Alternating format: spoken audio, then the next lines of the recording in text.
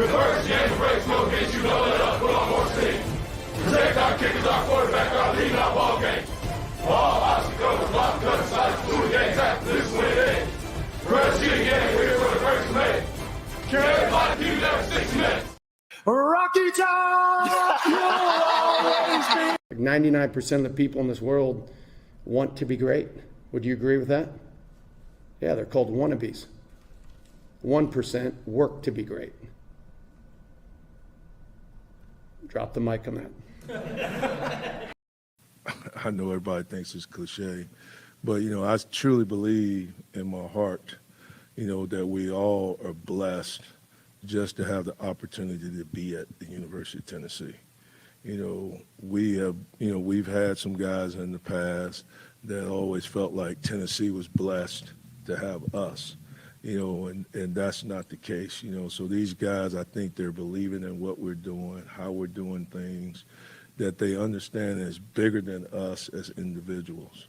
It's bigger than me as Coach G. It's bigger than Coach Banks. It's bigger than Coach Eck. It's bigger than any one of them. It begins with the T and ends with the T.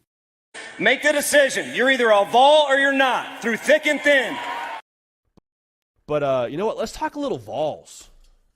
That is not me trying to take any shine away from the phenomenal channel Talkin VAWLS and my guy BoogieBentley runs. So shout out to them.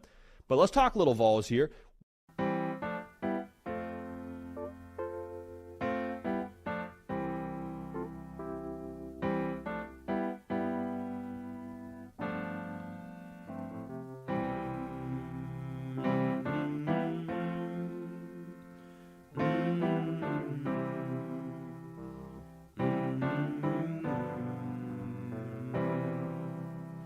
Sometimes in our lives, we all have pain, we all have sorrow,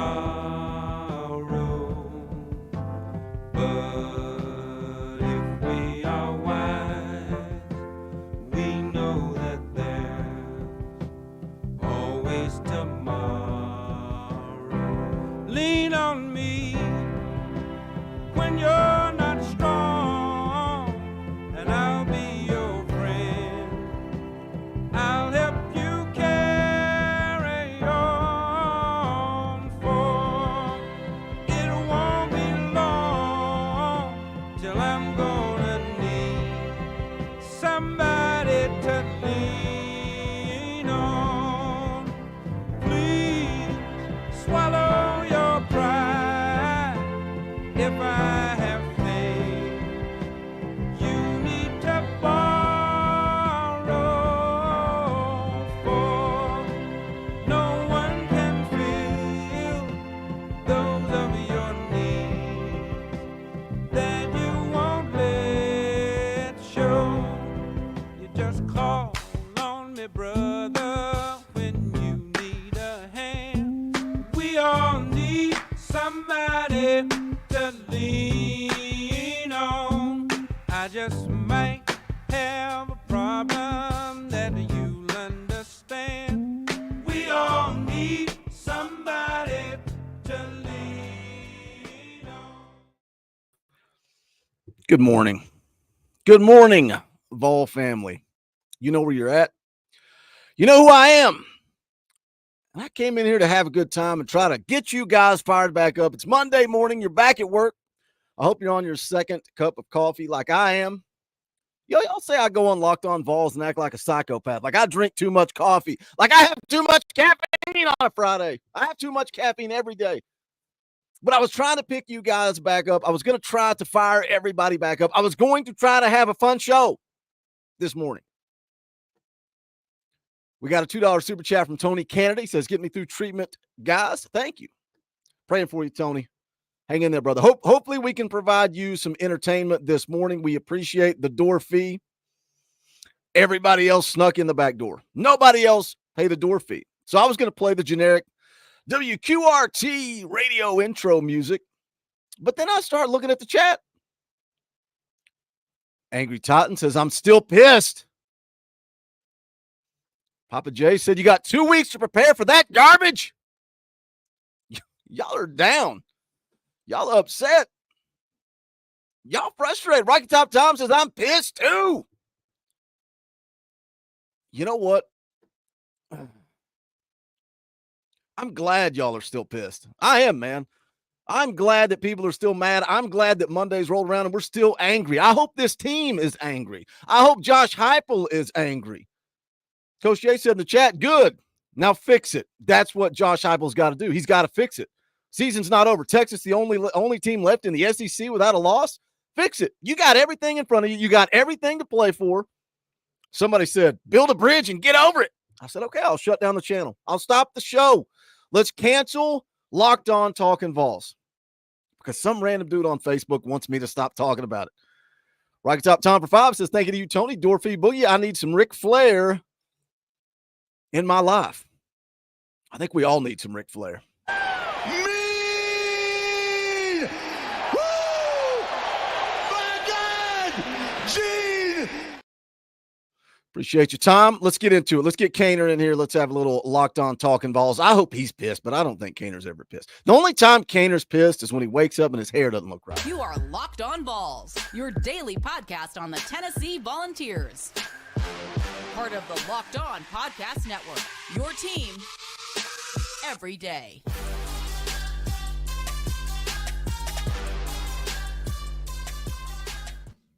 I think this is the first time in the 3 years we've done this that I've not joined your show and you say, welcome to the Talkin VAWLS Network. It was like, good morning. Welcome to this funeral. Please have a seat here on this side of the aisle. The chat brought a different energy this morning. I like it. I like it. I like it. If you're coming off a loss and it's Monday, man, how many times under Pruitt, under Butch Jones, under Derek Dooley, did Monday roll around? It was kind of like, yeah, whatever. Like, we don't care because we expect to lose. Hold on. Speaking of the chat, you're trying to highlight highlight over here. Media should start asking the tough questions. Oh no, dude! Gosh, are we gonna wait? Is this good? You want to give us a rant? You want to be a little Austin Price? I'm not gonna rant, but I mean that's common, after losses and everything when things aren't going well. But ask about the Jordan Ross running into the kicker. Ask about Nico on the last play of the game. Ask about the thought process before halftime. Ask about the offensive tackles. What more do you want to be asked after a football game? And Heupel, I mean, he was not happy, don't get me wrong, but he sat there and answered all of them. It was, I mean, you get the same stuff after losses, and I get it. Fans could be upset, and they should be upset. I mean, that was Pitt's poor. Can you say that on YouTube? Yeah. That was pitiful performance of offense. Defense played well enough to win the game about 7 times. Was it perfect? Absolutely not. But, I mean, the standard shouldn't be 14 points. But yeah, man. I mean, we asked Heupel after the game several things, and you might not like the answer, but at the end of the day, your offense was just abysmal, and that was a loss to where, I mean, going into a Boogie, we talked about it. Arkansas is going to make plays. Arkansas's quarterback Talon Green. Now, I think the defense obviously played well enough to win the game. Talon Green was dropping some dimes, man. I felt so bad for Jamal McCoy, dude. Like, he gave up some receptions, but a couple of those balls were just perfect to that guy, to Armstrong, and anyway, I just saw that and I wanted to jump in here firing on a Monday morning and join the chat, right? Yeah. Hey, we'll drag you through the mud. I think I'm reading the chat as you're talking there, and a lot of people are saying the same thing. Look, here's the deal, man. There are narratives out there about this offense. Nico sucks. The offensive line sucks. The wide receivers can't get open.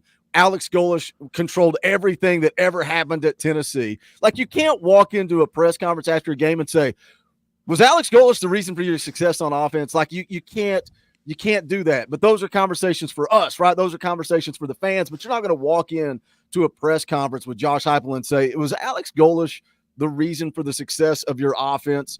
Marcus Rush for 5 says, Dorothy, so pissed. I almost broke my TV Saturday night. Still frustrated, but it's Gator Hater week. Offense needs to improve drastically. GBO. Look, everybody, Alex Golesh's name is everywhere. I can't look anywhere without seeing it. True or false? Joey Halsey calls the plays. Yeah, I think Joey Halsey calls the plays, to my knowledge, but I think Heupel has heavily influence in there. I'm not saying Halsey calls every single offensive play, but to my knowledge, he's the play caller, but Heupel's got a lot of influence there. See, that's what I assume, just by the way Heupel responds to some of the questions and saying, he's even said that, Halsey made a good call there. So I think Alex Golesh, there is some impact there. Good Lord, let's just jump into it. Let's start with the offense. What is wrong with this offensive unit, man? A team that was number 1 in scoring offense, didn't play anybody. They go on the road against Arkansas and just lay an egg. I think it starts, and this is basic, but I mean, it starts with protection. Tennessee, I think Nico was sacked 3 times in the first half or whatever it was, and yeah, I don't think the offensive tackles were good. I thought Lance Hurd looked like that he hadn't played football in a month, and I think Lance Hurd's going to be a good football player, but he's still young and he hadn't played in a month, and I thought that showed the other night. I thought John Campbell had a really bad game. Did he give up 2 strip sack fumbles like Dane Davis did at Oklahoma? No, but I did not think the offensive tackles played well. As a group, I didn't think that the offensive line overall played well. But, on 3 of the 4 sacks, and I'm not a coach. I'm not Coach Jay. I'm not on Tennessee's staff. But just, in real time, going back, watching the tape, I don't know exactly who's got who and what assignments, but in 3 of the 4 sacks, I would attribute the running backs being misaligned or having an MA, a bust. I mean, there was one play where Dylan Sampson, or excuse me, it was Deshaun Bishop actually didn't even look to the right when they had multiple guys coming off over there on that right side. Didn't even look over there, and they came over there and sacked Nico. That tells me that obviously the ID was wrong from the get go. Your ID and then your count. It starts with the center, 1, the guard 2, 3, so on. So the running backs got 4 or 5, whatever it is. The ID is wrong because if Deshaun Bishop's not even looking this way, the ID was wrong from the get go. So I mean that's an issue. And it's basic stuff. And when you have this 3 stack and you get over there, it's so critical. And they stem at the snap of the football, which means they move. And that's normal in an odd front because you're playing with an odd front, not a 4-man even. So you got to make up that extra rusher somewhere. So they stem. But with an odd front overhang, you got to go out there. You got to ID first. And it's important to communicate down the line. Coop got this guy. Sprague's got this guy. Campbell's got this guy. Sampson's got this guy. And when you're on the road and it's loud, plus you're trying to run with tempo, that communication is key. So again, I'm not trying to act like I know all the answers, but I know basic principles of football is IDing your defense. And Tennessee struggles with that 3 stack in this regard. Against NC State, wasn't a true road game, and NC State want to do that drop 8. Tennessee ran for 300 yards. Tennessee ran the ball pretty well. I understand that it was inflated a bit by the 53-yarder, but it wasn't like it was against NC State, so you ran into some issues there. But I think at the basis of it, Boogie, Tennessee has a protection problem. And I'm just going to, I guess I am ranting here. I'll go into it. Like, if you have a protection this is where it gets me. Like, the whole Golish, Halsey thing and all that. Like, Halsey and Glenn Ellerbe, Boogie just taking a sip. He's like, I'm going to let him go. I'm going to let him go. Preach. Like, Ellerbe and Halsey, they have had a huge part in the game plan the entire time, right? It's not just like Alex Golish came in here and said, all right, Monday morning, this is what we're going to do, and this is what we're going to know. It's a collaborative effort. But in games, okay, the lack of in-game adjustments from my view, and I'm not a football guru, it's just astonishing. There are none. This offense has no underneath passing. I mean, you had Arkansas that gave Tennessee fits with the mesh, and Tennessee doesn't run mesh, but gave Tennessee fits with the mesh, which is 2 underneaths, and you had 2 linebackers running with 1 wide open. Why not help out your young quarterback, your quarterback that's not getting an awful lot of time back there to begin with, by running some underneath? The splits, which are so common in this Tennessee offense, I get it. You want to stay true to who you are, I understand that, but the splits all the way out to the numbers, Nico's not having time to sit there and let those routes develop. Bring those suckers in. Help out your quarterback, and then Nico's got to help himself out sometimes too. 4 sacks, in my opinion, the first sack was a coverage sack. He should have got rid of the football. But, at the basis of it, Boogie, it's a protection issue. You can't protect your quarterback. You can't allow for long plays down the field to develop. And then if you had no threat over the top, it just puts that much pressure on your run game and Dylan Sampson. I think the frustrating thing for me, if you break down yesterday when I was rewatching, I was like, all right, I'm not just going to watch as a whole. I'm going to look at the 4 sacks, the 4 times that Nico took sacks, and I'm going to rewind and I'm going to watch them 1,000 times, and I'm going to see exactly what happened. And that first sack, coverage sack or not, and that was the thing too. Do you know you can't get all 22? I think we've talked about this before, but yesterday during my rewatch, I'm scrolling through the general's quarters, and somebody says you basically get all 22 on ESPN Plus. You can go into ESPN Plus, watch that Skycast, Skycam, whatever it's called. You can see down the field. So if you're watching the TV broadcast and you think you know who's open and who's not, that's just, you're just making stuff up. But if you go watch that Skycam, you can see what is a true coverage sack and what's not. Anyway, that was a tangent there, going off on a different conversation. But going back to the sacks, going back to protection issues. That first sack, they brought Kitzelman, they motioned him in to help out Lance Hurd, and the defensive end beat both of them. beats both of them. And then so Nico scrambles, tries to make a play. Guess who else got beat? Spraggins also got beat on that play. The second sack, you had 7 on 5. But again, the communication up front, I think Spraggs is just walking around lost. He's trying to block a linebacker that's dropped out in coverage. Like, just this coaching staff knew they had a protection issue. The third one, you got 7 guys showing blitz. They only bring 5. Spraggins doesn't block anybody. Bishop missed protection on the fourth one. So you got 4 sacks.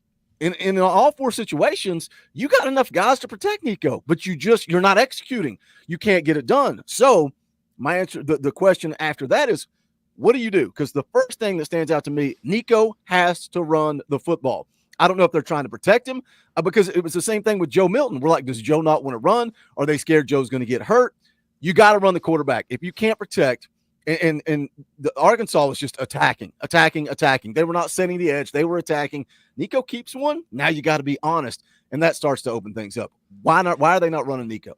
I don't know, man. I mean, it's obviously it's danger zone behind Nico, right? But I mean, there's a lot of teams in the country are going to be like that in that situation. I'm all for. I'm not saying he should have 10 to 15 design quarterback runs in a football game, but I mean, if it can jumpstart your offense, or if you're at a critical 3rd and short, or 3rd and goal, or down there in the red zone or whatever, just like against Iowa, I mean, run him like that. That's right now. That's one of his best abilities, and I mean, Nico's got tons of abilities. Again, people can be mad at Nico, and that's fair, and be critical of Nico. I did not think he played well the other night, but he still got so much ability. That throw to Dante Thornton when he was flush out of the pocket, flips his hips and throws on the. I mean, again, the dude's got God-given talent, and part of that is his ability to run. So I'm all for letting him run to jumpstart that offense. I'm all for with them being so aggressive and bringing guys all night long. Run into the blitz, do a quarterback draw, and just go right up there. I'm all for that. Again, I don't have all the answers. I don't pretend to have all the answers, but the lack of in-game adjustments on the offensive end, man, it's a killer. I mean, it's a killer because you're trying to balance that staying true to who you are. And I get, you don't need to abandon who you are because things don't go early on your way in the first quarter. Look at Oklahoma, for instance. Like, Tennessee couldn't run the football in the first quarter. Tennessee stayed after it, and finally it got rolling, right? But the lack of in-game adjustments whenever you're getting shutouts for the first time since 2019, the first time under Josh Heupel in the first half, you got to go in there and change some things up, in my opinion, in the second half, and that just never came. So, I don't know, that's the frustrating part for me, and it's not all just a play. I thought the play calling was unaggressive. I thought the play calling, there are certain 3rd downs where it's 3rd and long, and they're trying to set up for it, going for 4th down, but when you get stuffed on 3rd and 11 and gain only 1 or 2 on the run, it just looks bad because now you're not in a situation to go for it on 4th. So from the fans' perspective, it's like, oh my gosh, so conservative. What are we doing? They don't trust Nico. It's all kind of tied in. It's frustrating, man. And then you're just turning to the defense saying, hey, go win this for us. Hey, go win this for us. Hey, go win this for us. Oh, Arkansas is going to march down the field and actually score. Oh, well, come on, defense. What are you doing now? It's like you can't continually put your defense out there on an island. I mean, at the end, they let them get in the end zone there at the end. They still move the football down the field. So technically, if they kicked the field goal, it would have been 16 points. I mean, 14 points, 16 points, even in this era of football, 19 points. You should win that football game every time. Yeah. I'm not going, I love Sam Pittman, but if they played 10 times out of 10, they win. I'm not going Hugh Freeze here. But I'm just saying that defensive effort should have been good enough to win you the football game every time. Travis Adair for 5 says, hey, Boogie, Arkansas had all kinds of protection issues against A&M, got them fixed in a week. Tennessee is winning all 4 games at home before Georgia. Travis is an Arkansas fan poking his head in here this week. Congrats, Travis. Enjoy the win. I mean, what he says is true. Like, I was always listening to the Rocky Top Rewind as I'm getting ready for our show on Monday morning. And, y'all talked about it. It's a week-by-week business. And it really is. And we talked last night on the fan call-in show. It really feels like, whether it's NIL, whether it's the portal, whatever the case, it feels like we have some parity in college football. Anybody can beat anybody any week. Brings up another point there. Tennessee, back-to-back road games. Tennessee has a history. Josh Heupel has a history of dropping a road game that he shouldn't. Like, call a spade a spade. Oh, well, he's buried that narrative. Hey, Missouri, South Carolina, the Gators, Alabama, now Arkansas added to the list. You got 4 games at home. Let's talk about that narrative. Why does Josh Heupel struggle on the road against teams he is supposed to beat? What is it? Is it communication? Is it the offense? I don't know, man. I mean, that's a $1 million question, right? I mean, I would love to know the answer to that. It was Florida last year, Arkansas this year, South Carolina the year before. I do think teams are adjusting to Tennessee. And somebody asked me this last night on the GQ, like, do you think everybody's just figured out this offense? Well, they've seen it run for 3 years now. They have tape on it. They've got a couple, for SEC teams and the old SEC, the SEC East of last year. They've played this offense 3 times already. So they've got a good idea of what it's all about. Now, teams are making adjustments to this offense, albeit the 3-stack look, right? It's now up to Tennessee's coaching staff to make wrinkles and adjustments off that. That's why you get paid this money. That's why you are coaches and all that. And anyway, back to your original question, I think a lot of teams are adjusting to Tennessee on the road. I think the noise is obviously a factor, but I'm not going to say it's the reason why Tennessee's losing. I mean, Tennessee had a couple of pre-snap penalties the other night. Tennessee couldn't get the tempo going a lot when they wanted to because they had injuries or penalties here. I don't know, man. It's really, really frustrating. Tennessee has just not been a solid road team under Josh Heupel. You got a good win on the road at Oklahoma, and that didn't fix all the issues, right? But it made you feel good about going into this one. But then you kind of go in here, and it was a little bit louder, in my opinion, than Oklahoma. But again, it was an open-air press box at Arkansas, so I heard a lot, but it was not at Oklahoma. I thought the environment was good. But I don't know, man. It's an issue, and it's, if you want to be a great football team, you got to fix that, because if you can't win on the road at Arkansas, what gives you any reason to believe you can win on the road in Athens when maybe you need to win that game for a playoff spot or whatever down the line? So they've been working at it. I mean, back in spring practice when we were going over there for media availabilities, I mean, you could hear the crowd noise being pumped into practice. I mean, it's not like they're not working at it. They hadn't figured it out. Oops, I highlighted the wrong comment there. Coach Jay's getting in fights with people in the chat. Everybody's mad. Our pets' heads are falling off, and Tony drops a $2 super chat and says, all I know is I love being a Vol fan. Thank you for the $2 super chat, Tony. We got 250 people watching on this Monday morning. Do us a favor, smash the thumbs up below the video. That helps the channel. We appreciate it. Share the link out. Let people know that we are live. You mentioned the 3rd and 11 and running the football, and not people saying Heupel's not aggressive. I've said it myself. That 3rd and 11, it didn't really make me mad. I liked the play call. I thought it was a decent play call, trying to catch him off guard, little misdirection. Heupel's trying to pick up half there, right? Yes. And then he knows he's going to go for it on 4th down. That call did not bother me at all. But because you didn't get anything, then he he goes ahead and punts the football there. I was not mad at that. But Heupel being aggressive, Heupel being cutthroat, Heupel put – we got the quote from Nico early in the year, and we're going to put our foot on their throat. Where's that? Where's that mindset? Heupel's coaching, it comes across that Heupel is coaching scared. And I don't know is it a trust in his defense? Is there a difference here? Because, hey, man, I know our defense can go out and get a stop, but you said it earlier. Look, you leaned on that defense all night long. 14 points is not enough to go win a football game on the road in the SEC. Is he coaching scared, or is he leaning too much on that defense? I think that he's concerned, and this is just my opinion. I think that he's concerned about what you can do offensively because, again, you can't protect anything right now. It's really hard to run your offense when you're not going at the tempo that you want, when your tackles or whoever's getting beat, repeatedly. I think it does help that your defense is playing really, really well, and you can lean on them an awful lot of the time. I don't know, man. I just I sound like a broken record here. If it's the 3rd quarter, the 4th quarter, and it's not been going well all game long, and why on earth are your splits still way out to the numbers? You got to bring those in. I don't know, man. I think at times the play calling's not been aggressive. I, like you, again, as I brought it up, the 3rd down play call is set up to go for it on 4th down. But in years past, it's almost like they've thrown something short. And it's like you're kind of losing your mind. Like, why did you run into the sticks? Well, you're trying to set up 4th and 2. Right. 4th and 2 to go tempo, hurry up, snap the football, hand it off, and go get the 1st down.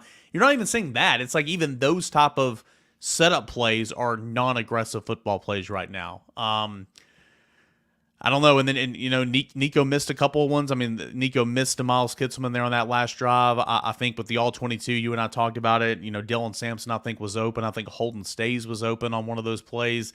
Quarterbacks you're going to miss, but you can't force it into a window over the middle with 3 guys when you got 2 guys who are kind of open in that regard. So I don't know. Can we talk about the final play? I know a lot of people are upset about that, obviously. Again, what kills me in this situation is, I know we've lived through this. It happened just a couple of years ago, 2021, with Joe Milton. Joe Milton was I think at the time, a fourth-year quarterback at the time or whatever. Like, he's played a whole lot of football. I mean, I'm not making excuses. Nico's obviously a young guy, but you've got to know. Like, and there was a stoppage of play there. Like, there was a timeout. And so, I said this on my show this morning, like, is it so basic that, hey, I've got to get rid of the football, this is the last play of the game, that it wasn't communicated? Because if that's the case, well, you got to dumb it down even more. You'd be like, yo, hey, you've got to throw this football. You've got to give them a chance. We have 6 seconds left. This is 4th down. We do not have enough time to run an out and get 2 seconds on the clock, get out of bounds. It's a huge risk.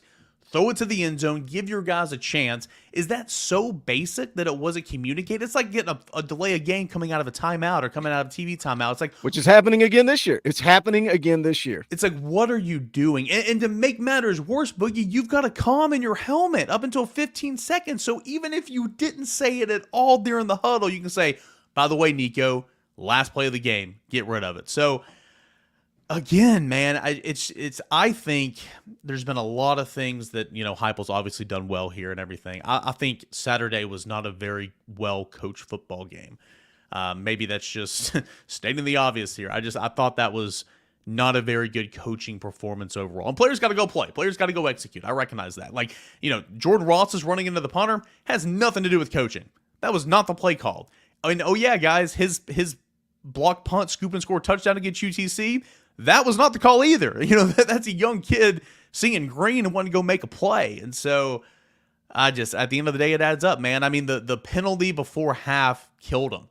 They were setting up. They were right there in field goal range. It killed them. And then, they could have still booted it maybe and tried it because Max Gilbert was just slugging them in pregame warmups. But that penalty before the end of the half really killed him because it knocked him out of field goal range. I mean, Tennessee's penalized. Tennessee's not adjusting well coachingly. I mean, there's a number of things that go into adding up a loss on the road in a game that you still should have felt like you won. I mean, I don't know about you, Boogie. When they scored those back-to-back touchdowns to begin the second half, it's like, okay, the real Tennessee stand up. Okay, Tennessee's here. And at 14-3, whoo, feels like you got a 20-point lead, right? At the time, it felt like that, but there's a lot of time left on that clock. And if your offense just goes into hibernation mode like it did, it's going to cost you. Yeah, it's when they went up 14-3, I was like, all right, this game's over. Tennessee's got this football game. And then Arkansas answers, and then you start to be, all right, we're in a dogfight, man. It's an SEC road game. You're in a fight. The last play of the game for me, what infuriates me more than anything is not only time, right? If there's 6 seconds on the clock, he basically stepped out of bounds as the clock went from 1 to 0. I could maybe sell it of, okay, maybe he thought he had time. It's 4th and 6. It is 4th and 6. It's a turnover on downs. I don't care if there's a second left or if there's 2 minutes left. That's a turnover. Like you have to know where the sticks are. And he was closer than I thought. I went back and rewatched it. He was closer than I thought, but it was not going to be a first down. That was the ball game. He stepped out of bounds. I'm furious. And not only am I furious because I'm sitting there in my mind going, like Joe Milton, what's the first thing that went through everybody's mind? Here we go. Joe Milton, and everybody roasted Joe Milton. And I'm going to call a spade, and I come on here on the post game and I roast Nico for it. I don't care if you're a redshirt freshman or not. You have to know. The coaches have to be telling you, you got to make a play there. That is and I said this in 2021, and I said it on my show this morning, and I like Nico, and I think he's going to be great here. I know a lot of people are upset. A lot of people want refunds. I get all that, and that's fair. I'm not saying you can't. That's not fair. It's not fair. I'll be.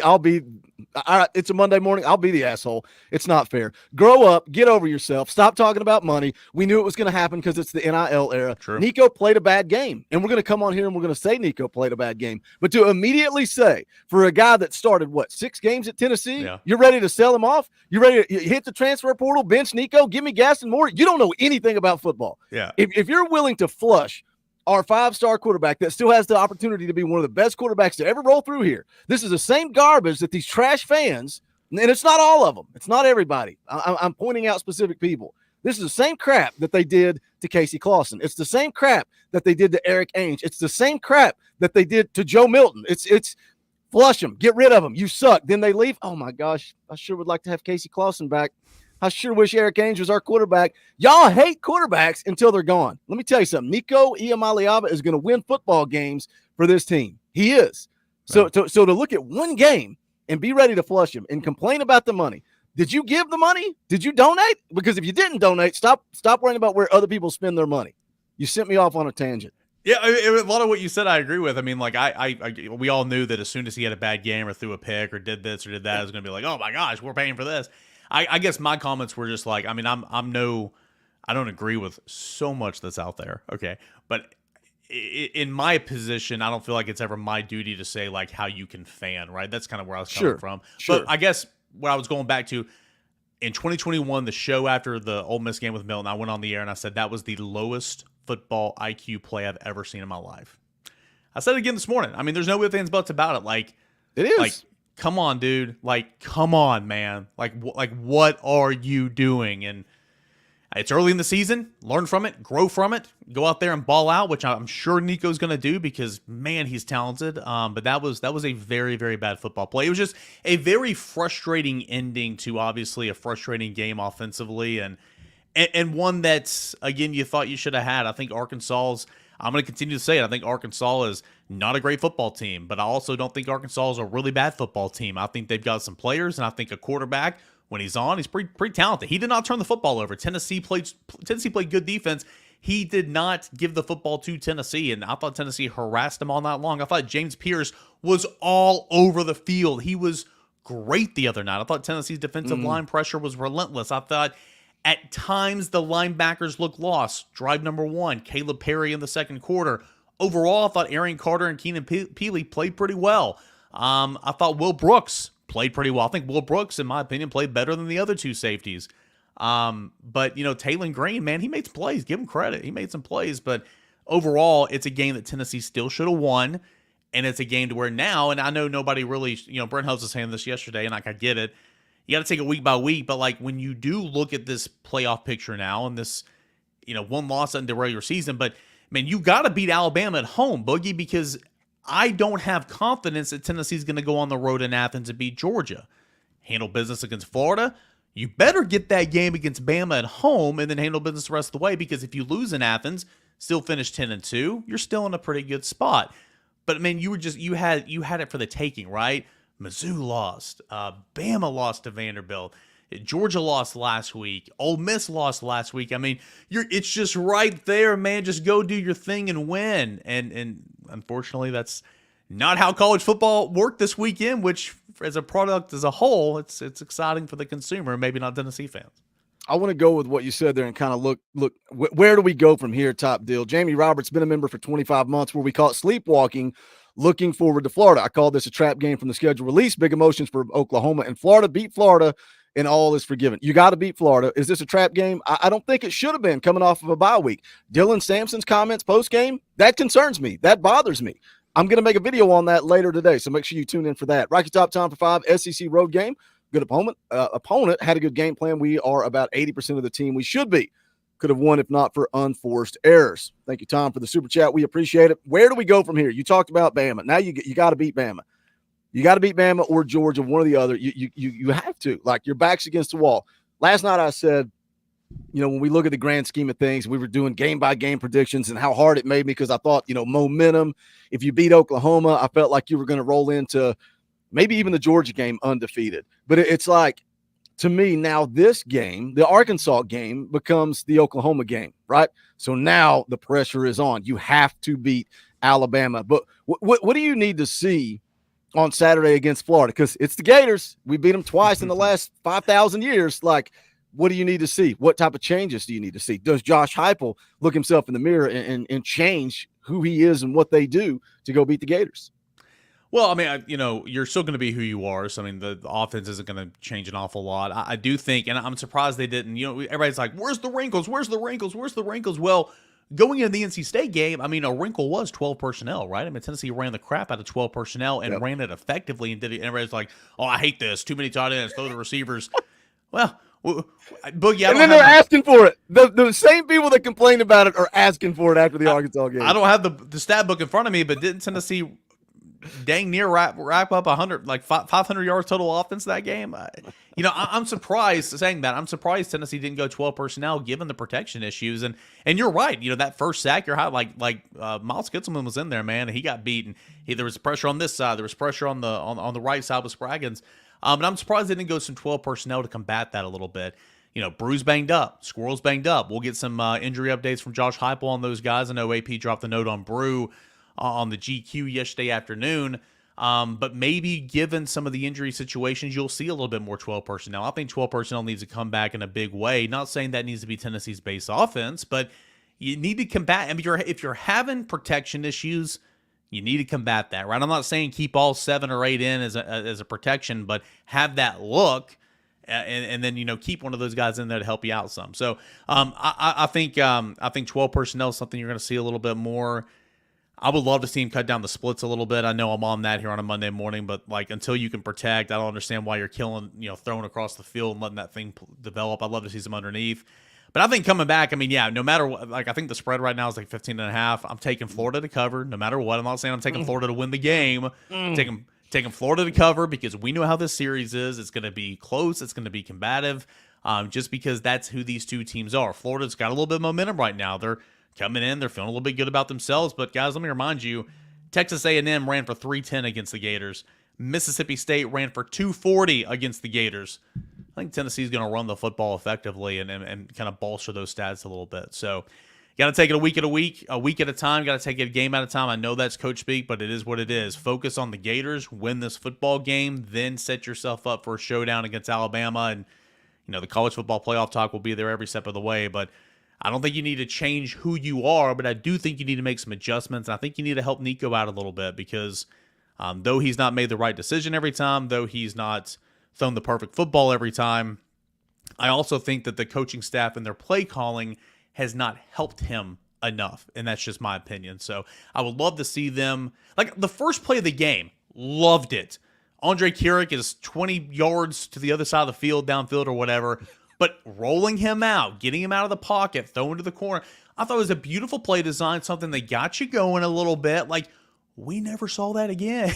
Why? Get him out of the pocket a little bit if you need to. So we'll see what happens. Tennessee should win this game. Tennessee should cover, but we'll see what Tennessee looks like protecting, and we'll see how Tennessee runs the football. I want to see some aggression, man. I want to see that. What's the worst that can happen? You lose the game. Guess what? You just lost one because you played too conservative. I want to see Nico run. We talked about this last night. If you're afraid Nico's going to get hurt, you're going to lose games because of it. I think you're going to lose games if you don't run him. So, you got to go out and play the game. It's a physical game. People are going to get hurt. You can't play the game scared. And if Nico's playing scared or the coaches are coaching scared, that is a recipe for disaster. Man, oh man, I would much rather win and not have anything to talk about. I would rather have a bye week and not have anything to talk about. We've already gone 40 minutes, and I feel like we're just scratching the surface. But you mentioned AP. I almost texted AP after the rant, his rant on the post game, because I felt it, because Coach Jay, and I get it. People are mad. People are upset. People are frustrated. And when you're the one in front of the camera, they take it out on you. So sometimes I lash out back at them. What he did was mild compared to some of the rants that I've had at people. Hell, I had one this morning. Did you know that the mods are the reason we lost? The mods gave everybody a false sense of confidence in this team. It's the mods' fault. That is and again, fans can fan every way they want. That's not my place. People are mad. I get all that, and that's fair.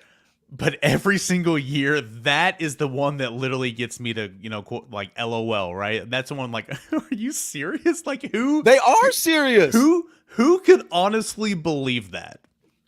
But hey, it's somebody said in the postgame show, Boogie told us all week long that they were going to win. Now look at us. Well, guess what? I just get in front of a microphone and I give my opinion. If you don't have an opinion and you just want to use mine, that's cool, but don't yell at me when I'm wrong. I'm wrong all the time. All the time. I'm wrong too. Hey, the shows aren't coming down. My quote graphics on my Instagram are not coming down. They're there, man. Arkansas fans, if you're here, go troll.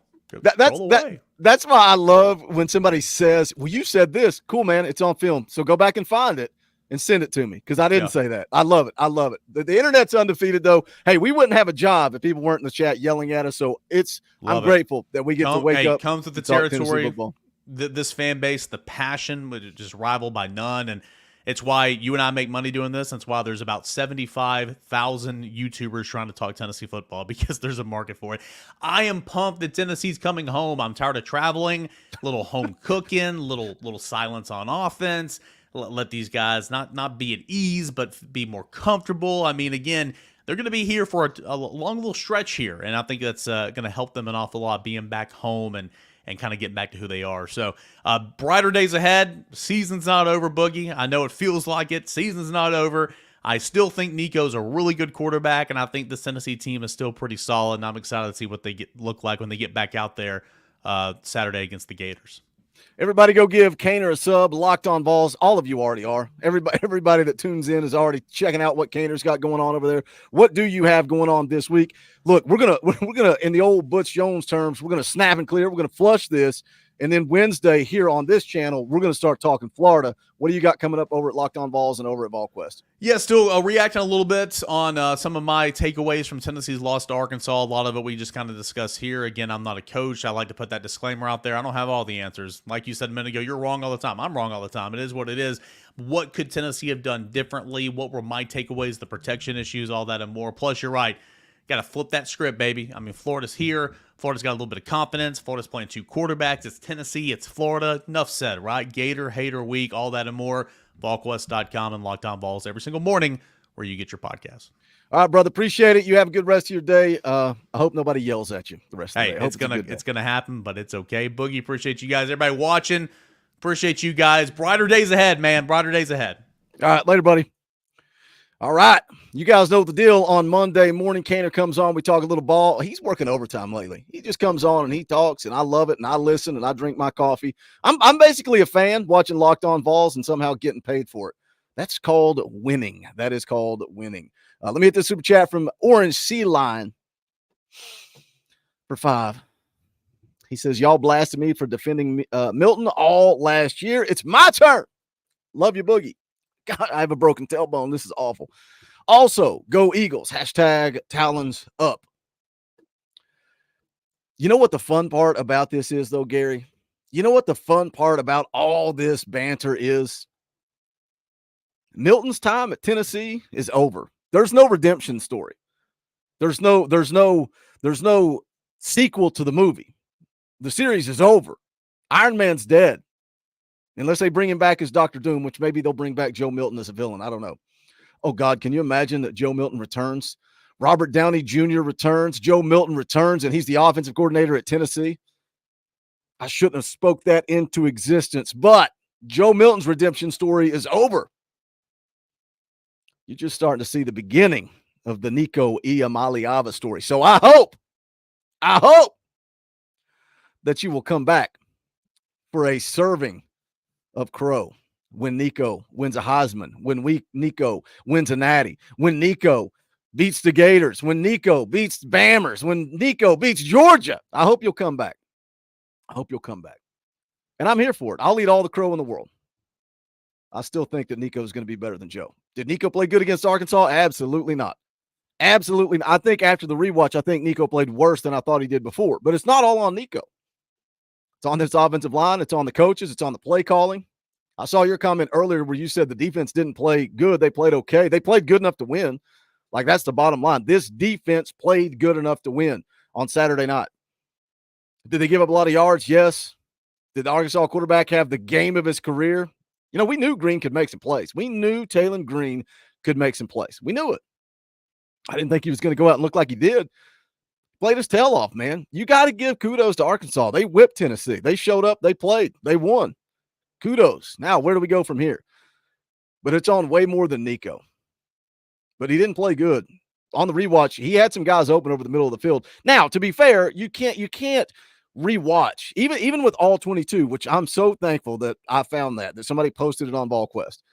Because every single one of my, rewatches is going to be all 22, so I can see down the field. And I've already got my notes in front of me, so I know what I want to look at. I know what I'm trying to see.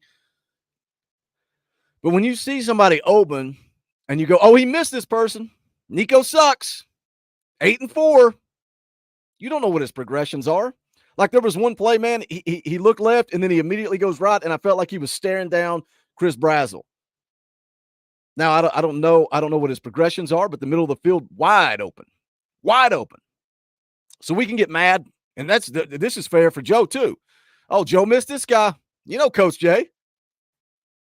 You guys know old Coach Jay sending me screen captures of guys open, and I like that. But did Joe miss him? Did Nico miss him? Or was he going through his progressions and ran out of time? Alicia Kaufman drops a $2 super sticker. I appreciate that. I'm grateful for that. Got this thing demonetized right out of the gate with a little lean on me. I feel like y'all needed it. I feel like y'all needed a little comfort this morning. I didn't know I was going to go on a rant.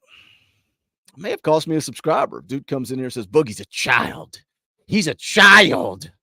I don't know, bro. Did you get offended because I asked how much money you gave to the $8 million that you're complaining about? I'm just telling it how it is, man. I'm just telling it how it is. If you're going to complain about the $8 million that we spent on Nico, I hope you gave to that $8 million. Because if you didn't, it's not your money to complain about. You can't complain about paying Nico $8 million if you didn't give a dime to it. Like, that's just the reality. That's the reality. The same goes for recruiting. I can't sit here and say, drop the bag, spend the money on Lance Hurt. If I'm not donating to Spire, that's not my money to spend. Everybody wants to say, we got this pilot money. We got the Food City Center money.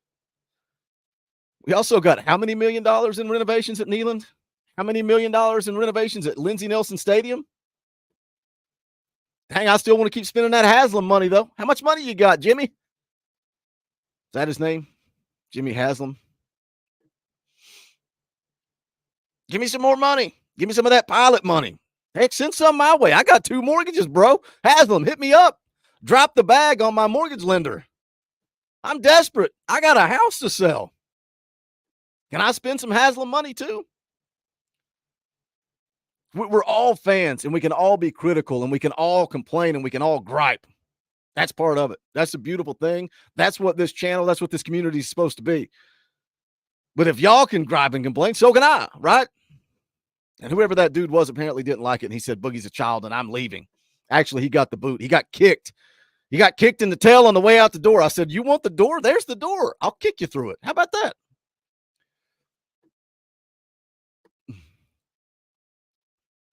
You want me to shut up, Corey? The show gets weird if I shut up. It looks.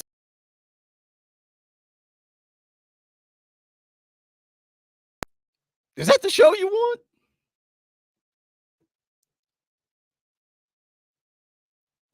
Oh, my gosh. All right. Snap and clear, Boogie. Snap and clear. If you're not one of the people in the chat that's mad at me, you can go to bonfire.com/store/talkingballs, sports channel, pick up some Talkin VAWLS merchandise. Got recruiting with Boogie and the coaches. Lurker shirts. If you're in the chat and you're not saying anything, dang, Boogie's on a rant. He's on one. I'm on one, bro. Knoxville, Tennessee themed shirts, different styles, colors, whatever you want. It's there. The chosen one. Cultivate. Talkin VAWLS letter themed shirts. Bonfire.com/store/talkingballs. We appreciate any and all support. That link also in the description below. Also, if you want to support the channel, you like the content, the videos, the live streams, the community aspect, the way I yell at people in the chat, whatever it is that you like about this channel, think about hitting that join button. You can do it for just $1, just $1 a month. We appreciate that. That's what allows me to do this morning show with Cainer. Instead of having to work for the man, I get to come on here and talk Tennessee football, hopefully talk you guys off of a ledge, maybe make you mad. Who knows? But we couldn't do it without your support. So think about hitting that join button down below. If not, smash thumbs up. That's easy. It does help the channel. You can hit share the link, post it out. Austin Stoville says, I'm mad at you, Boogie. Still giving you my money. Kidding, not mad. Boro Ball says, I donated to Spire. I fully support Nico and this coaching staff. I think Hype is trying his best to ease Nico in. We have to open the playbook up fully. Spot on. Spot on. Matt Falk says, love you, Boogie, but you ain't pretty enough to shut up. I know. I got a voice. I got a face for radio. Face for radio. That's what they say. Rip for 5 says, what the hell? I go away for the weekend and this happens? GBO. So it's your fault, Rip. Y'all blame Rip. Y'all need to yell at Rip. Stop yelling at me. Stop yelling at Coach Jay. Stop yelling at poor Cainer. Cainer's just trying to do it. Stop yelling at AP. Poor AP. Poor AP. You wonder why he goes on a rant? Because people are yelling at him. Corey Tillman says, I love how you didn't finish my comment. Talking about doctors getting paid. Like that's the world we live in, man. That's the world we live in. Like here's if you want to talk about money, and I'm done talking about money after this, but if you're going to talk about money, and should college athletes be paid more than doctors? Probably not. But guess who's to blame for that? We are, because we love college football. We eat, breathe, sleep it. This is my job. This is my career. I get to sit in front of a microphone and talk about Tennessee football every single day of the year. Screw basketball, screw baseball. Other people can do that. By the way, Ben McKee, Eric Cain, best in the business covering baseball. Shout out Grant Ramey over at VolQuest. Rob Lewis, great job covering basketball. That's your go-to if you want the best coverage for Tennessee baseball and basketball. I get to talk about recruiting every single day of the offseason because we love college football that much. That's why they get paid what they get paid. Is it right? Is it fair? I don't think so. Like, I don't think a college football player, a guy playing a game, deserves to make more money than a person out here saving lives. But guess what? That's the world that we live in. That is the world we have created. See, me and Corey still on the same page. Me and Corey can yell at each other and still be friends. Like, I agree with you, but we created this monster. We created it. Josh Pickett for 10 says, Boogie, this is the best Monday morning show yet. I was so upset because of this loss, but I think we're going to be fine. GBO.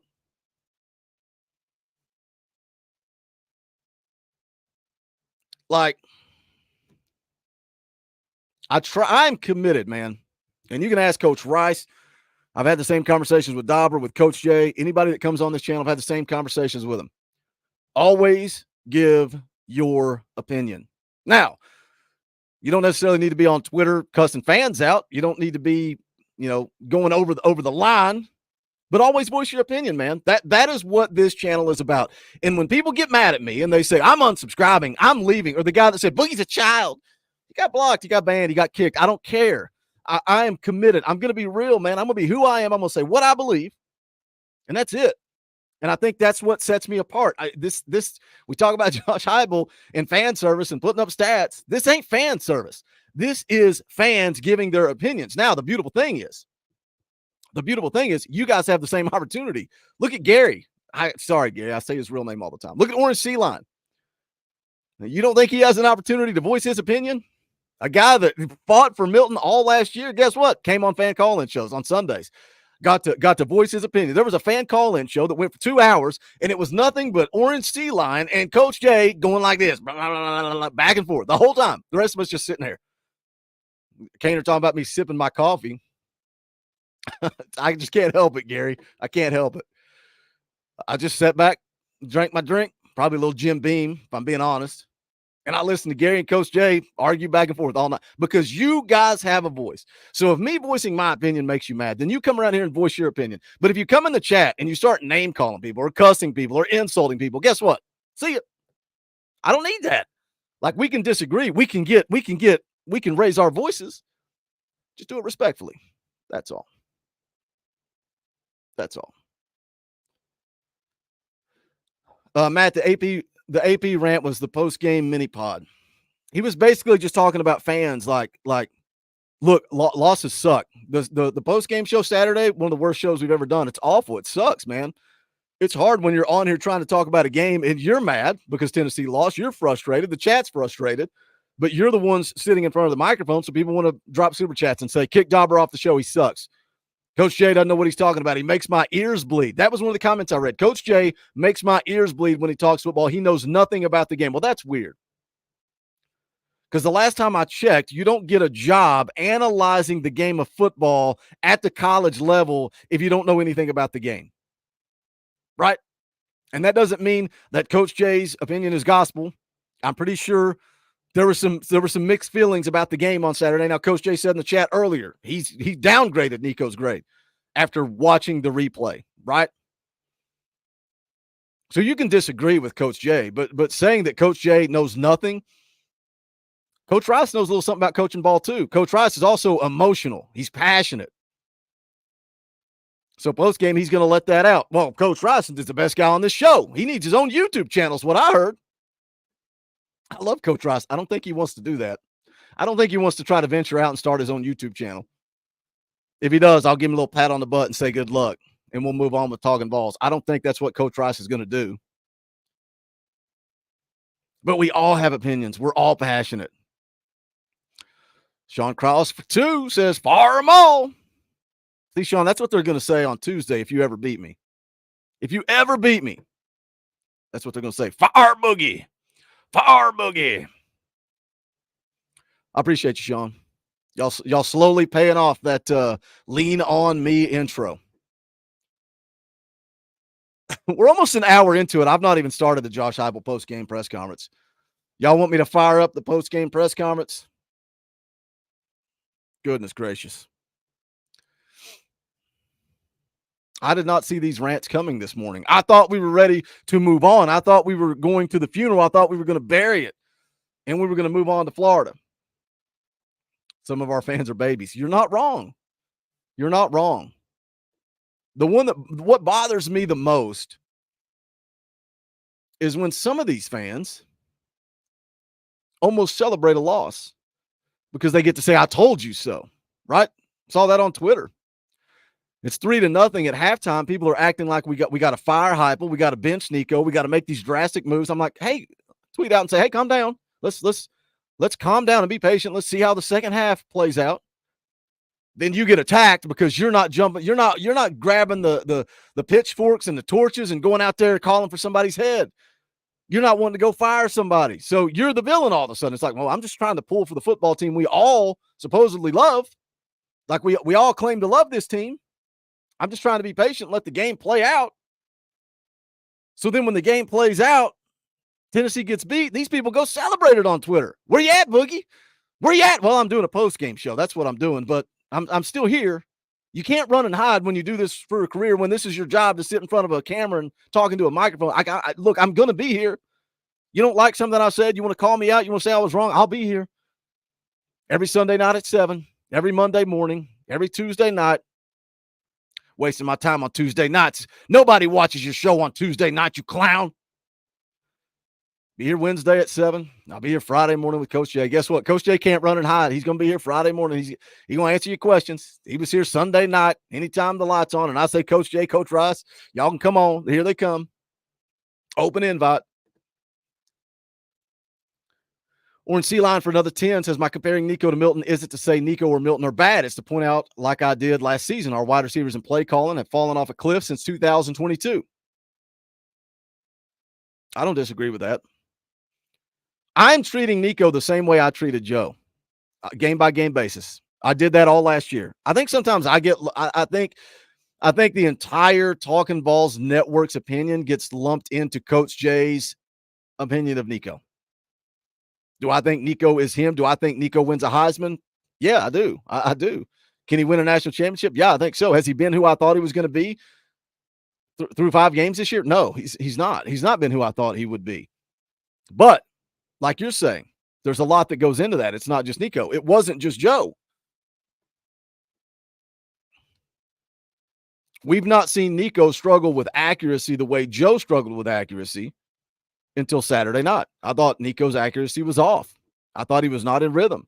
I thought he had happy feet. I thought he was anxious. I thought he was nervous. I think he didn't have confidence in his offensive line, and I think that created a problem.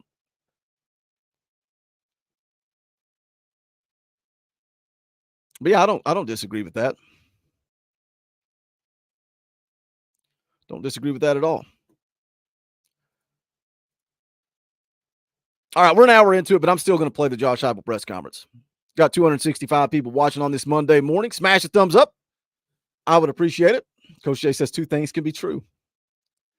Coach J says things, and it's like, it's not like he created it, but I act like it's Coach J's quote. I'll be talking to just somebody in real life. Well, like Coach J says, 2 things can be true.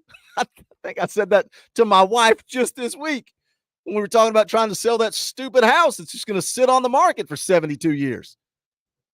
I may pay that other house off before it ever sells.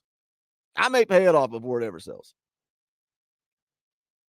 But I was talking about that. I said, well, like Coach Jay says, two things can be true. Oh, gosh. Are we coming back together? Are y'all, how y'all feeling? Let's do a chat check. Who's lurking? Who's working on this Monday morning?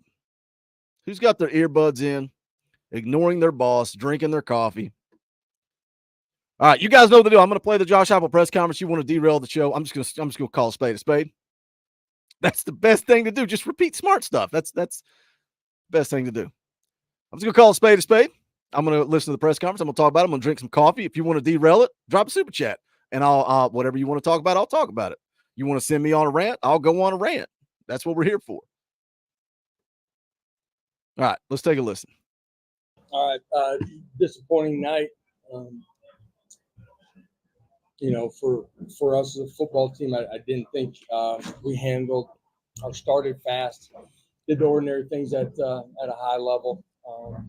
Offensively, hurt ourselves consistently there in the first half. They were able to extend some drives, some third down conversions. End of the day, starting with me, it wasn't good enough tonight. And, between all three phases, we've got to find a way to be on the right side of the scoreboard. We got to get better. So at this point, we got an opportunity to come together, pull harder, fight stronger, play for each other, and continue to grow. Still a lot out there, obviously, as everybody sees. But the main thing is we got to continue to get better. So, questions? Robert Tuck for 2. Appreciate the super chat. Brother says, lurking. I'm worried about the Florida game now. I don't know why. Maybe it's because I always look for the positive in, like, when it comes to my fandom. I've always been that way. I supported Butch Jones way too long. I supported Phil Fulmer way too long, but that was a tough one too, man, because Phil Fulmer, that was my guy. Like, and when he took over, I was born in 81, so it's not like Phil Fulmer was the coach when I was born. But when I really started to fall in love with Tennessee football and care about Tennessee football, Fulmer was my guy. It's the dude I grew up watching. He brought us a national championship. It hangs right over my head back there on the wall. The picture of him holding up the national championship trophy, signed by Philip Fulmer, courtesy of Snake. I'm going to go on a rant again. So all the people that say that Boogie's a grifter, he's not a true Tennessee fan. He wears an App State shirt. He doesn't like Tennessee. He found a way to make money off of you people. He's not a Tennessee fan. Before we ever even thought of going on YouTube, I helped Snake move. He was moving from East Tennessee to Knoxville. I helped him move after we were done. He said, here, I want to give you this just as a way of saying thanks. He was actually a student at Tennessee when the Vols won the national championship. He went out to Arizona to watch the game with his family, came back. When he got back to campus, went and grabbed a stack of newspapers. Do those things even exist anymore? Where you can put like 50 cents in and you open the little latch and there's like a stack of papers and you're supposed to take one, but Snake is a thief. So he grabbed a gigantic stack of papers that had Phil Fulmer holding up the national championship trophy. So he had a huge stack of these things. And then through a friend of his, years later, he was able to get Fulmer to sign a bunch of them. And he just had them all stacked up in the closet. So Snake gave me that, got it framed on the wall. Fulmer's my guy, still my guy. I was loyal. It was time for Phil Fulmer to go. Bottom line, it was time to move on from Phil Fulmer. He got lazy. He was too loyal, as dumb as that sounds. Now, a lot of comparisons to Josh Heupel with Glenn Ellerbe. Y'all got questions about Glenn Ellerbe and development? If people have questions, that's Hype's guy. He is loyal. But, man, I rode with Fulmer forever. I rode with Derek Dooley way too long. I rode with Butch Jones way too long. Jeremy Pruitt, I was ready to fire. Year 3, I was done. I was ready to move on. Tony for 2 says, can we move on to Florida? An FU hate week. We're going to do that on Wednesday. Today's the funeral. We're burying the Arkansas game today. We're going to listen to this Heupel press conference. But, man, I'm telling y'all, I may be live for 5 hours. I'm going on some rants and tangents today. But look, I love Friday mornings with Coach Jay. I love the fan call-in shows. I love the Wednesday night shows with Coach Rice, with the X Factor, with Dauber. There's so much variety to this show. Monday night, I get to wake up, drink coffee, and it's the Boogie Show. After Cainer drops off, it's the Boogie Show. It's my time to rant and rave and carry on and act like a psychopath. But we're going to have this funeral, then we're going to move on. Tyler Maxwell for 5. We appreciate that super chat. Says I'm still going to the Gators and Bama game. He should be mad. We've never had this much to play for in my lifetime. Balls are a part of my soul. GBO. It's still all in front of them. It is still all right in front of them. How bad do you want it? Are you willing to change? Are you willing to do something different? Or are you going to keep coaching conservative? Are you going to try to protect Nico from running? Are you going to be bullheaded? You better freaking change something. Now, that said, this same conservative game plan got you a win against Oklahoma. Isn't it funny how we can spin any narrative we want? Well, it was smart coaching. He won the game. Nico goes down, throws a touchdown there at the end of the game, and we win and we're celebrating. All of a sudden, we could change the narrative. And Coach Hype's living on this defense. He's living on this defense. What happens when Nico opens it up? We're going to blow folks out. Well, Boogie, you're moving the goalpost. No, I'm not moving the goalpost. I'm reacting to what I see. That's what passionate, psychotic fans do. That's what we do. I don't remember many people floating around the chat saying Tennessee's going to lose to Arkansas. A couple of people were. A couple of you were. We'll start with Adam. Josh, can you pinpoint what the issues were with the offense? I mean, just early, we found a way to get ourselves behind the chains early. You look at the first 3 drives, there was something that really hurt us. Man downfield, false start, holding, whatever it might have been. So you do that, you put their time of possession together, and all of a sudden, you're looking at the scoreboard the way it was at the end of the first half. We got to play smarter. We got to play better up front. We got to play better with our skill players on the perimeter, and we got to play better at quarterback. But again, it starts with me. We got to all get better. David then Austin. Man, that's the frustrating part. It's getting behind the sticks early, right? He's talking about, of course, Nico first, right out of the gate. Nico completes a 15-yard pass and it gets called back. You get a holding. You're behind the sticks. That first half played out weird, man. Like that's why what me and Cainer were talking about earlier. When Tennessee went up 14-3, I thought, all right, we're off to the races. We have this game. The defense is playing good enough. The offense found a little spark. That first half. That would have been like I'm taking notes for my narrative of Arkansas missed opportunities to put the game away because Tennessee was shooting themselves in the foot the entire first half, but you survived that, and it's 3-0, and their first drive ate up 10 minutes, right? So it was a weird first half. What Tennessee get? 4 drives in the first half. So I'm like, all right, man, 3-0. That's all right. Let's regroup. We're getting the football back to start the second half. You go right down the field, score on your first 2 drives. I'm going, we got a spark. We got life. So we can't use that getting behind the sticks narrative that Coach Heupel's talking about there. We can't use that for the entire game, right? We can't use that for the entire game. We came out first 2 drives, 7 plays, 75 yards, touchdown. Second drive, 7 plays, 60 yards, touchdown. Third drive, we punted. Had a 13-yard run by Deshaun Bishop, 12-yard run by Nico, and then you had a 4-yard run by Bishop. And then guess what? Nico got sacked. So, again, is that the same as a penalty? I mean, you're shooting yourself in the foot. Had a 3rd and 9. Nico runs for 4 yards. You punt the football. Next drive, 5 plays, punt the football. Didn't have any penalties. You got a false start on 4th and 7. I don't know that I agree with that narrative. I think you were fine at halftime. 3-0.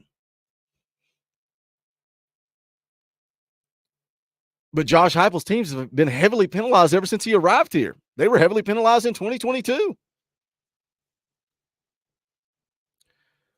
Wait, who's saying that penalties don't win or lose a game? I didn't say that. I didn't say that penalties don't win or lose a game. I think Jordan Ross, that penalty was huge. Huge. You're getting ready to take over the football in great field position, and instead they go down and get points. Huge.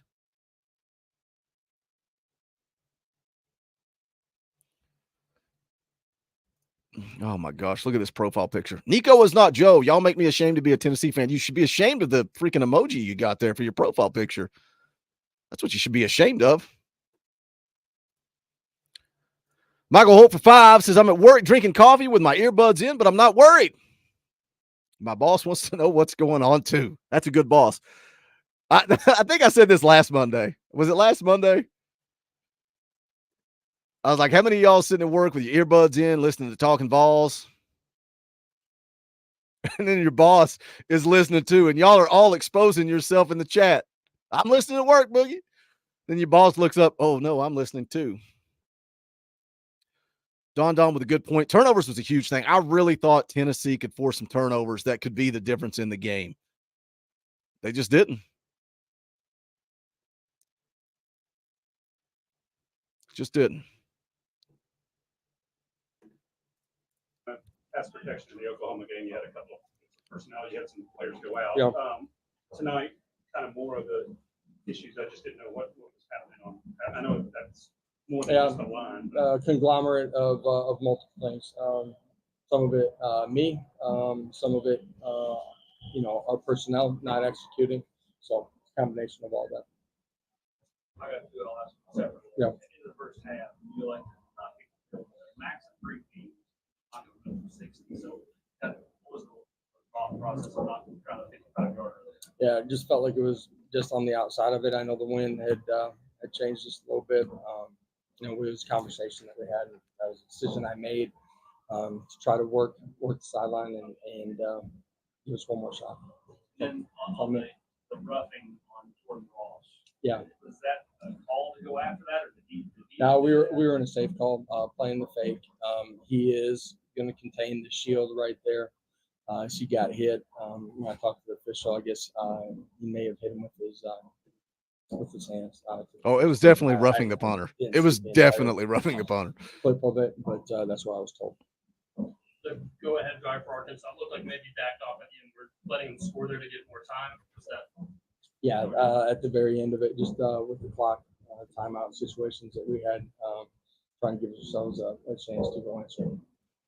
I think that was smart. I saw somebody, again, take it for what it's worth, Facebook's a freaking disaster.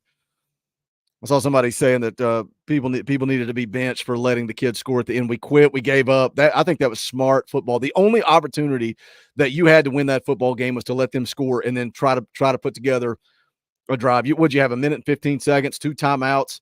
You hit that big play down the field. You had a shot to win that football game. And that was because you let them score right there on that play. Otherwise, and I get it. I get the narrative. Oh, it's a backup kicker. I get it. It's a backup kicker. If it's 30 plus, I get playing defense and letting him kick it. But man, that's a chip shot. That's an extra point. Give yourself a chance to win. Give yourself a chance to win. And I think that's what they did. I think that was a smart play call. Smart decision. 5 of the 7 penalties tonight were on the offensive line. Was there something in particular that was going wrong there? Earlier it was on us. Whether they clapped or not on 1 or 2 of them, I don't know. We'll see when we watch the tape. Adam and Austin. Josh, the last play, obviously you don't want that result. Yeah. Run out of bounds. What was the direction? Yeah, it's a full concept read. He ended up scrambling off of it. End of the day, in that scenario, you got to get the ball up and give one of your guys an opportunity to go make a play. Nico, just like me and just like our football team, which is that we have played better. It's that situation, you can't, keep the ball in your hands. You want to give somebody an opportunity to go make a play. He's disappointed with it, but he's got to come back and bounce back from it. He's played way too good not to respond the right way, and I know he will. Why do you think that's happened twice now? Like Joe back at Ole Miss. Yeah. Did you hear that right? Like, and I know Caner's not in here. Some of you guys, I don't know if the people that even said it were in here, but saying that the media doesn't ask the hard-hitting questions. And look, there are some things about the media that I don't like, that I don't agree with. I think the guys at VolQuest are all amazing at their job. Obviously, me and Caner texted forever last night. After the fan call-in show, I hit him up just to make sure he was good for 9 o'clock. They got some stuff going on. They got to record the VolQuest podcast this morning, so I was making sure he was good. And we just start talking ball, man. We were talking about the game and our thoughts and the way people react. And VolQuest is great at their job.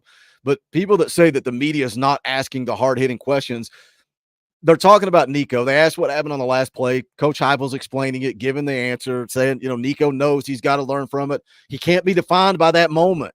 Like, Nico cannot be defined by that moment. That's why these idiots on social media tagging Nico, you're a clown, man.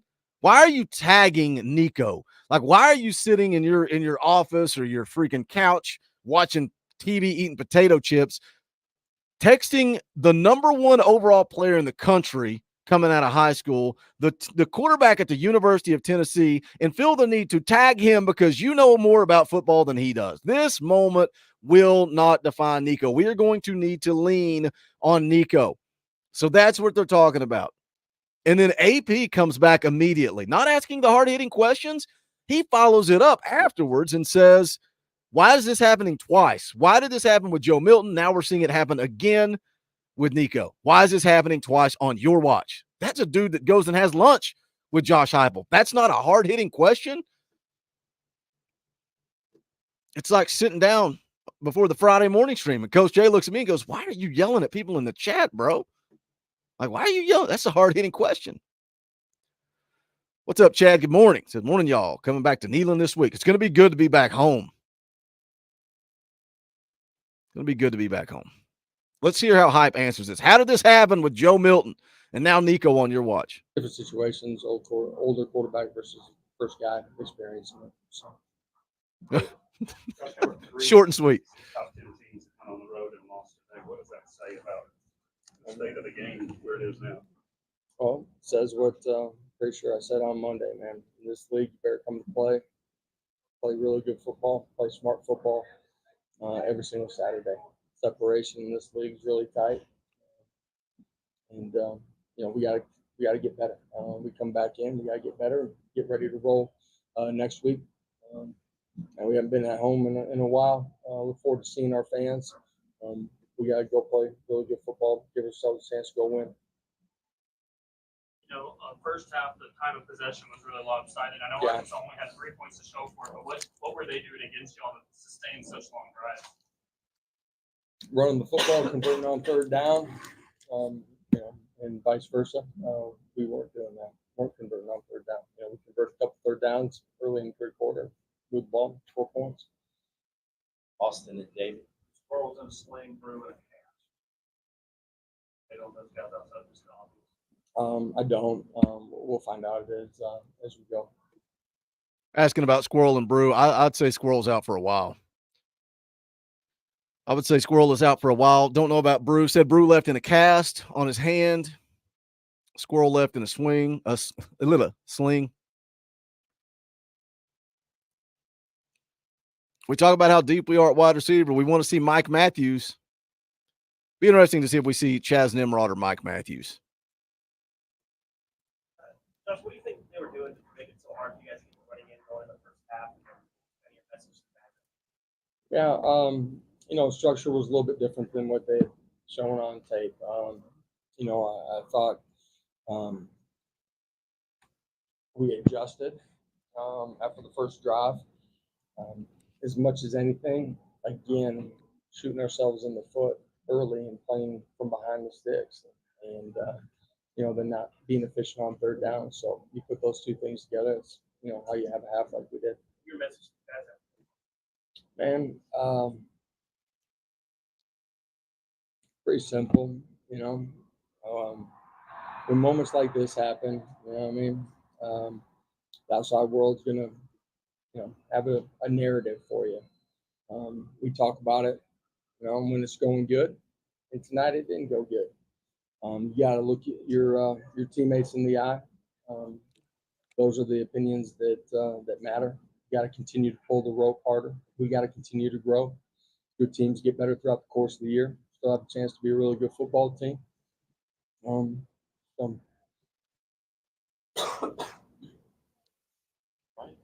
Thank you. Oh, man, outside noise. We're part of the outside noise. Talking VAWLS Network's part of the outside noise. I love what I do. I love coming on here, and I love having fun with you guys. And I hope you know when I go on rants and I yell and scream and talk about people in the chat, it's not most of you all. It is a small vocal minority of people.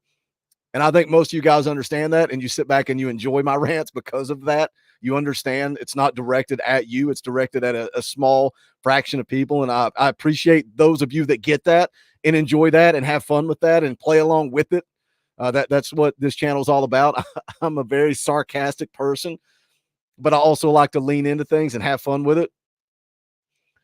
But we are part of the outside noise. But guess what? It's 2024. So I'm not going to shut down the channel. I'm not going to stop talking about how good this team is. If they're on a 4-game winning streak and they're the number 1 scoring offense in the country and the number 2 scoring defense in the country, I'm going to enjoy that. That's what fans do. I'm not going to sit here at 4-0 and go, oh, woe is me. We've not played anybody, guys. I'm scared. I'm terrified. No, I'm going to come on here and I'm going to celebrate the wins and I'm going to ride the highest of highs. And then when we lose, I'm going to ride the lowest of lows. And I'm going to come on here and we're going to live through it together. We're going to be miserable together.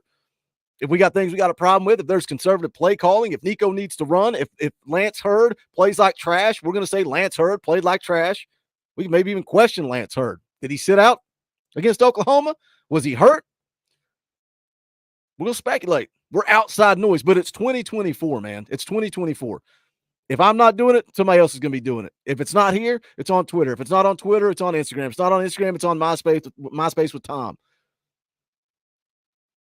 I heard Nico dropped Lance Hurd out of his top 8. Is there a problem? Hondo T for 5, still working to help my people here in East Tennessee. Balls, we need to win this Saturday, please.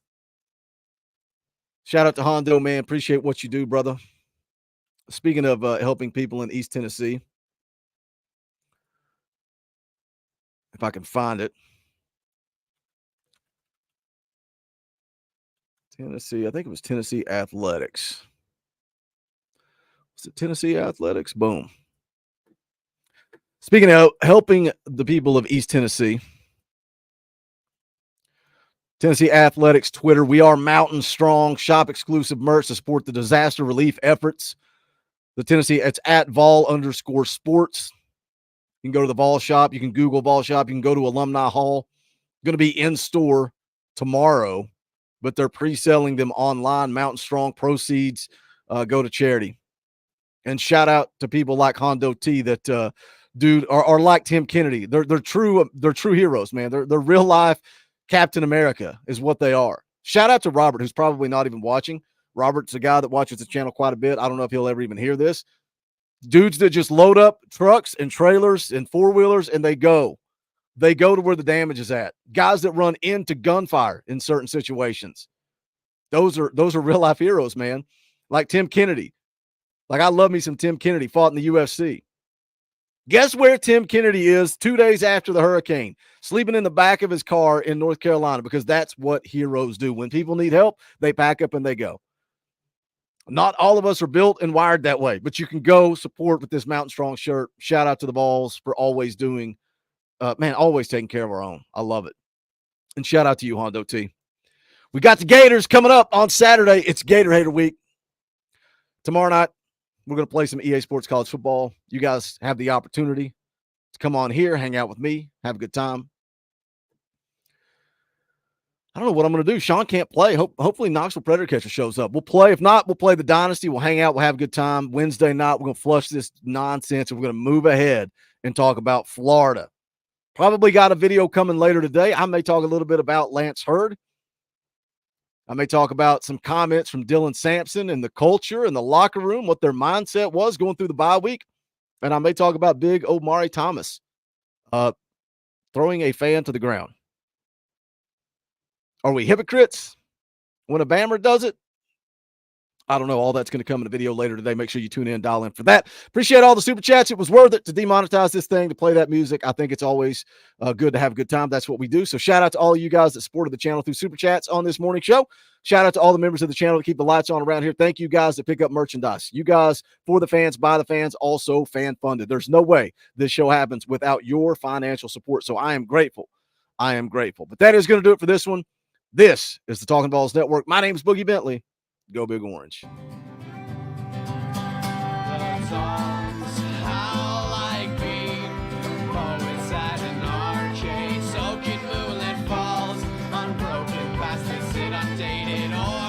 that we call